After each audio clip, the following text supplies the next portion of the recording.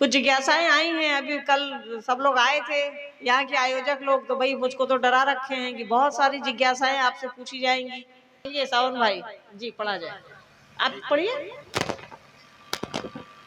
किसी को एक जिज्ञासा है, शिव शिष्यता में रजिस्ट्रेशन का क्या उद्देश्य एवं महत्व है? देखिए, कुछ दो बात समझिए। आप यहाँ आए हैं, आप यहाँ प्रेम से आए हैं, प्रेम के लिए आए हैं। महादेव से प्रेम है, साहब दीदी से प्रेम है। आने में 2 रुपए खर्च हुआ होगा, तो दोनों दो बातें समझ रही हैं। आपको किसी से प्रेम है, आप 150 किलोमीटर से आए हैं यहाँ, 2 घंटे 3 घंटे बस में, ट्रेकर में, ट्रेन में बैठ करके, तो आप आए हैं यहाँ प्रेम से, प्रेम के लिए, महादेव के लिए और साहब दीदी माँ के लिए। पर आने जाने में आपको 2 रुपए, 5 रुपए, 20 रुपए, 50 रुपए खर्च हुए होंगे। तो वो एक व्यवस्था है, एक संस्था है जो साहब ने बनाई है, 3 संस्थाएं। तो वो एक व्यवस्था चलती है जिसके लिए हम आप रजिस्ट्रेशन कराते हैं, दान देते हैं। 1 रुपए का दान, या 1 रुपए देते हैं, 2 रुपए देते हैं, 1.5 रुपए देते हैं। तो 1.5 रुपए का दान प्रतिदिन हम आप देते हैं। उसको अगर आप जोड़ लीजिएगा तो 365 दिन का जोड़ लीजिए। इच्छा है तो दीजिए, कोई आपके पॉकेट से तो पैसा निकालेगा नहीं। दोनों दो बात है, याद रखो। महादेव को अपना समझना और रजिस्ट्रेशन कराना दोनों दो बात है। महादेव को आप अपना समझिए, वही आपका और हमारा मुख्य काम है। साहब दीदी के संकल्प को लेकर के चलना हमारा आपका काम है। इच्छा हो तो संस्थाएं हैं, आप उसके सदस्य बन सकते। रजिस्ट्रेशन कराना क्या है, उसको ऐसे आप उसके सदस्य बनते हैं। शिव शिष्यता अलग चीज है। कोई ये ना समझे कि हम संस्था का सदस्य बन गए हैं तो हम शिव शिष्य हो गए हैं। शिव शिष्य होकर के आप संस्था का सदस्य बन सकते हैं, ये ध्यान रखिएगा। साहब ने कहा है आपका शिव शिष्य होना आवश्यक है, शिव शिष्य बनना जरूरी है। संस्था हो या ट्रस्ट हो या हम आप हो, ये चीजें मायने नहीं रखती। हाँ, एक सिस्टम चला आ रहा है, जो सिस्टम चल रहा है तो उसमें कुछ पैसों की आवश्यकता होती है। ये लॉन बुक हुआ है, ये रिजॉर्ट बुक हुआ है, तो यहाँ कुछ पैसे की आवश्यकता पड़ी होगी। ये माइक जिससे मेरी आवाज आप तक जा रही है, आपको पानी मिलेगा या पानी मिला होगा या 10 रुपए का बिस्कुट मिला होगा कि बैठे हैं मेरे गुरु भाई गुरु बहन, 2 बजे तक बैठेंगे, 2:30 बजे तक कुछ खा लें, उसके लिए पैसे लगते हैं। किसी भी संबंध को बनाने के लिए न भजन की जरूरत है, न गीत की जरूरत है, न डांस की जरूरत है, न डीजे की जरूरत है। यहाँ सिर्फ और सिर्फ आपके मन की जरूरत है। आपका मन चाहिए और कुछ भी नहीं चाहिए। जैसे एक जगह से दूसरी जगह जाने में आपका पैर चाहिए ना, या आपको साधन चाहिए, तो शिव शिष्यता में या किसी भी संबंध को बनाने में आपका मन, आपके भाव एक साधन है। साहब ने कहा है कि किसी भी संबंध में भाव ही इंजन है। इंजन होता है जिस पर गाड़ी चलती है। ट्रेन का इंजन समझते हैं ना, गाड़ी का इंजन, बाइक का, साइकिल का वो चेन होता है। तो इंजन मतलब जिस पर हम आप आगे बढ़ते हैं। तो भाव ही एकमात्र साधन है। भजन कीर्तन और जागरण करने से तो हजारों हजार साल से तो हम आप भजन कीर्तन जागरण करते ही आए हैं। फायदा बताइए। अगर भगवान शिव की शिष्यता धरती पर नहीं आती तो आज भी हम जातियों में बढ़ते, धर्म में बढ़ते, प्रांत में बढ़ते, पंथ में बढ़ते। अभी भी इस देश के कई मंदिरों में महिलाओं का प्रवेश वर्जित है, याद रखिएगा। वहां भी हम आप पूजा अर्चना करते हैं, अगरबत्ती दिखलाते हैं, भजन कीर्तन करते हैं। तो मन का खेला है। मन से अगर आप जुड़ गए, आपको किसी भजन की आवश्यकता नहीं, आपको किसी कीर्तन की आवश्यकता नहीं। बस मन से अपना महादेव को समझिए, मन से साहब दीदी माँ को अपना समझिए। किसी भी संबंध में आपका मन ही है। किसी को आप भाई भी समझ रहे हैं तो वो आपके मन का खेला है, किसी को आप बहन भी समझ रहे हैं तो वो आपके मन का खेला है। किसी बाह्य साधन की जरूरत नहीं, किसी बाहरी चीज की जरूरत नहीं है शिव को अपना गुरु बनाने के लिए। बस आपका और हमारा मन चाहिए, वो भाव चाहिए कि सरकार आप मेरे हैं। बाबा विश्वनाथ के यहाँ आप लोग जाते हैं ना, हर आदमी जाता है तो अपना पर्स ही देखता होगा। अब तो खैर अलग अलग व्यवस्था हो गई है, तो महिलाएं जाती होंगी तो अपना चप्पल, अपना कान का सोचती होंगी कहाँ क्या है। ध्यान क्या महादेव पर रहता है? ईमानदारी से बताइएगा, या चीजों पर रहता है? तो कौन सी पूजा कर रहे हैं? पूजा का अर्थ होता है जहां उस ईश्वर के पास हमारा आपका मन रमा रहे, लगा रहे, जगा रहे। तो वैसी पूजा के लिए गुरु के मार्गदर्शन की आवश्यकता है। बिना गुरु के कुछ भी नहीं होगा। तो शिव को गुरु बनाइए, उनकी ओर चलिए, साहब दीदी माँ के साथ चलिए। एक जिज्ञासा मिर्जापुर से आई हुई है कोई भाई बहन यदि किसी कारणवश भगवान शिव को गुरु माने हैं, चर्चाओं में नहीं चल पाते हैं, तो क्या उन पर महादेव की दया नहीं होगी? सबसे बड़ा उदाहरण तो आपके पास सावन जी का है। इनको देख करके तो हमको और आपको सीखना चाहिए। इनकी शारीरिक क्षमता हमारे आपके जैसी नहीं है, प्रभाव देखिए तो हम आप कहीं नहीं टिकेंगे। किसी का चलना, किसी का दौड़ना कहीं से महत्व नहीं रखता, बस आपका प्रेम महत्व रखता है। आप शिव से कितना प्रेम करेंगे। कोरोना में 2 साल तो हम लोग कहीं नहीं गए। कोरोना में 2 साल तो कहीं कोई नहीं गया, तो क्या शिव छूट गए? साहब दीदी माँ छूट गए?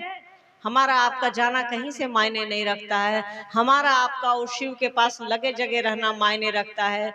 उसकी दया मायने रखती है। हमारा आपका शिष्य भाव मायने रखता है कि हे शिव, आप मेरे गुरु हैं, मुझ शिष्य पर दया करिए। इसको बोलने के लिए तो साहब ने इतना आसान कर दिया है। उन्होंने कहा कि आपको बोलने की भी जहमत नहीं उठानी है, बोलने का भी कष्ट नहीं उठाइए, मने मन बोलिए कि हे शिव, आप मेरे गुरु हैं, मैं आपका शिष्य हूँ, मुझ शिष्य पर दया कर दीजिए। इस काम को करने में कहीं जाने की जरूरत है क्या? साहब ने उस शिव को शिवालय से उठा करके शौचालय में ला दिया। साहब ने कहा कि आप बाथरूम में हैं, वहां भी आप अपने गुरु से दया मांग सकते हैं। आप किचन में हैं, वहां भी अपने गुरु से दया मांग सकते हैं। आप दुनिया का कोई भी काम कर रहे हैं, साइकिल चला रहे हैं कि हवाई जहाज उड़ा रहे हैं, खाना बना रही हैं कि बच्चों को पढ़ा रही हैं कि देश दुनिया चला रही हैं कि आप देश चला रही हैं, सेना चला रही हैं, आपको कहीं भी आप अपने गुरु से दया मांग सकती हैं। इसके लिए आपको साधन की आवश्यकता नहीं है, इसके लिए आपको पैर की आवश्यकता नहीं है, इसके लिए बस आपको मन की आवश्यकता है। बस आप उनको अपना समझिए, आपको कहीं जाने आने की जरूरत नहीं। हमने कहा ना, जब आपको लगन लग जाएगी, जब आपको प्रेम हो जाएगा, जब आपको गुरु की ओर आपका मन चल पड़ेगा, तब तो आप अपने बड़ाई करने लगिएगा कि महादेव बहुत अच्छे गुरु हैं, इनका शिष्य बनिए। साहब की स्थिति को ध्यान में रखिए। साहब की स्थिति क्या है?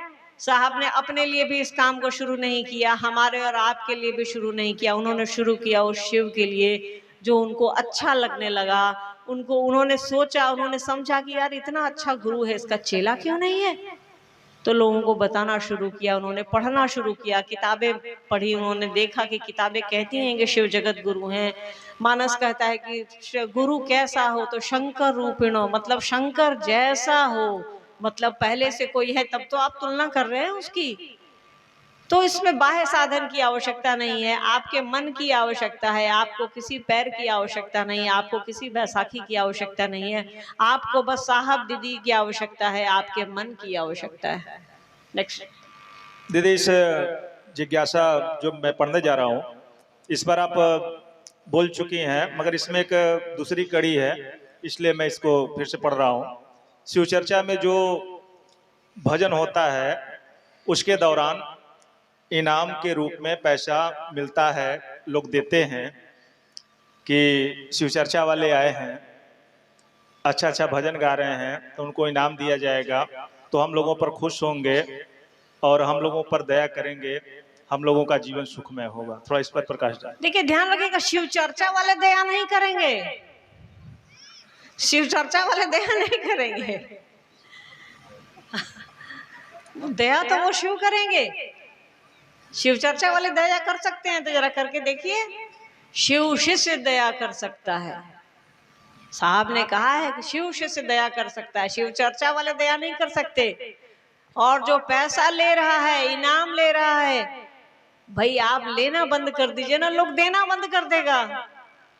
आप देना, आप लीजिए, कोई आप लीजिएगा तब तो आपको पैसे देगा। आप मांगना बंद कर दीजिए, लोग देना बंद कर देंगे। हम लोग डीजे वाले तो है नहीं कि डांस कर लिया, डीजे बजा लिया, पैसा ले लिया। अरे महादेव के चेला है यार, दुनिया के सबसे बड़े गुरु के चेला है, थोड़ा सम्मान रहना चाहिए। ऐसे कैसे किसी से पैसा ले लेंगे? दया होगी गुरु की तो गुरु देंगे, साहब दीदी देंगे, ऐसे कैसे किसी से पैसा ले लेंगे? एक सम्मान बचाए रखिए। सबसे अच्छे स्कूल का विद्यार्थी का भी एक लेवल रहता है। हम आप दुनिया के सबसे बड़े गुरु के चेला हैं, एक लेवल बनाइए अपना। क्या रे महादेव के चेला हैं हम, ऐसे किसी से पैसा नहीं लेते, मेहनत करेंगे और लेंगे। ठीक है, करना है। और सांस अंदर लीजिए तो नमः, बाहर छोड़िए तो शिवाय। माला भी कर रहे हैं और ये भी क्रिया कर रहे हैं। थोड़ा भाई बहन को मार्गदर्शन आप करिए। अभी भी 90% ऐसे ही चल रहा है। कोशिश करनी है। तो नमः शिवाय हमारा गुरु मंत्र भी है। जो परमात्मा है, जो सृष्टि करता है, शिव है, उनका भी मंत्र यही है। प्राण मंत्र भी हमारा, आपका भी यही है, सब कुछ यही है। तो चीजों को थोड़ा समझने की जरूरत है। अब मान लीजिए एक पैर इधर रखिएगा, एक पैर उधर रखिएगा, दो नाव पे, कहावत सुनी है ना, दो नाव पे पैर रखिएगा तो भुचुक जाइएगा। भुचुकना मतलब गिरना। तो दो जगह पर पैर रखिएगा तो गिरने का भय है। साहब ने तीसरे सूत्र में समझाया, थोड़ा समझिएगा। साहब ने कहा है कि नमः शिवाय से अपने गुरु को प्रणाम करने की कोशिश करनी चाहिए।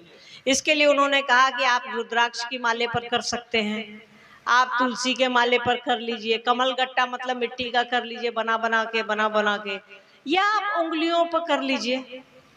और एक बताया उन्होंने कि अनायास जो सांस पर चलता है, अजपा जप। अजपा जप मतलब अ का अर्थ होता है नहीं, जिसको जपा नहीं जा सकता वो अपने आप हमारी आपकी सांस पर चलता है, चढ़ता है गुरु की दया से।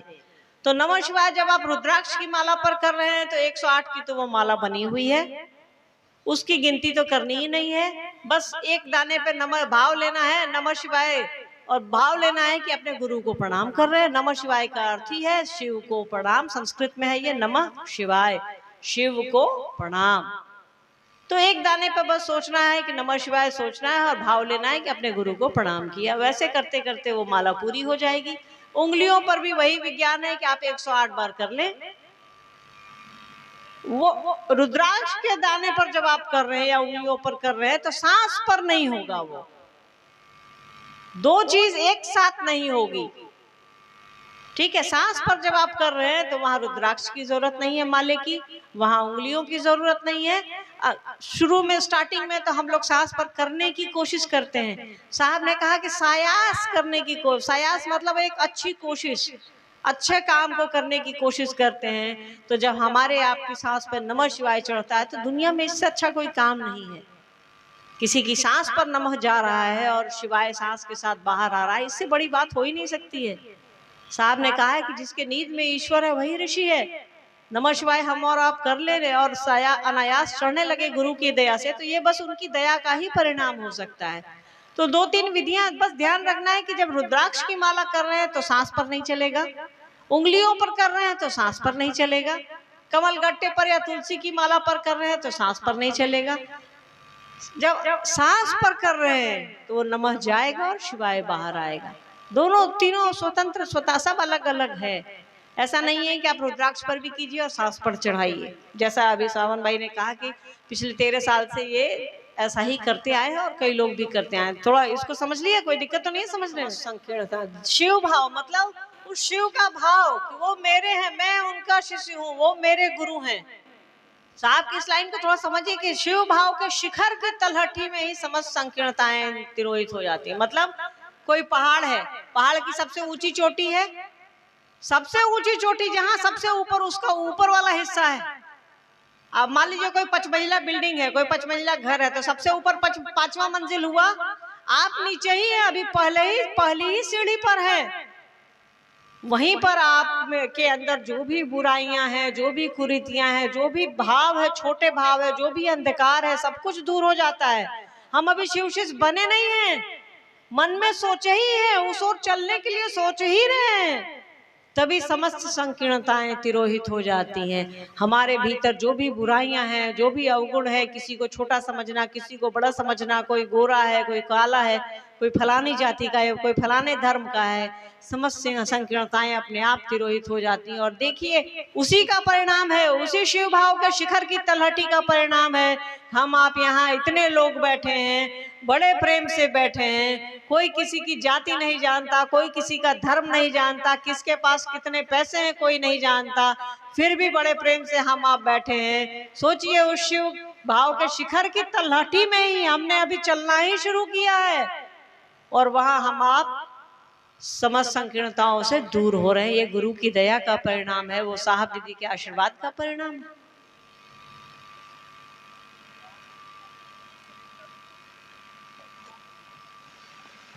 दीदी जिज्ञासा तो बहुत है और आपकी अनुमति हम लेना चाहेंगे कि इसको पढ़ें। पढ़िए, गुरु से दया मांगिए, कुछ भी करना नहीं है इसमें, बस दया मांगना है, मन ही मन कहना है कि आप मेरे हैं, मुझ पर दया कर दीजिए, और कुछ भी करने की आवश्यकता नहीं है।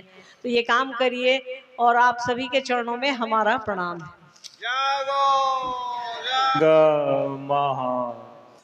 गुरु भाई श्याम नारायण जी, आपसे निवेदन है, आए आप धन्यवाद के लिए दीदी को धन्यवाद। और जो गेट पर गुरु भाई का ड्यूटी लगा हुआ है, गेट को लॉक कर दें। दीदी आप लोग बैठिए, अभी कार्यक्रम चल रहा है। दीदी बैठिए आप लोग, इधर से निकलिए, आपका गाड़ी इधर लगा है पीछे। हमारा छोड़िए ना, हम अपना गुरु भाई गुरु बहनों के लिए निकलवाइए। चलिए ठीक है, चलिए ठीक है, गेट लॉक मत करिए आप लोग, बारी बारी से भाई बहन को निकलने दिया जाए। हेलो, सभी गुरु भाई गुरु बहनों से निवेदन है कि आप इस प्रांगण से जब बाहर जाएं तो कतारबद्ध होकर जाएं, पूरी साधता के साथ अपने अपने घर को जाएंगे। मेन गेट जो दोनों गेट हैं, उसको ना बस गाड़ी ऐसे निकलेगी।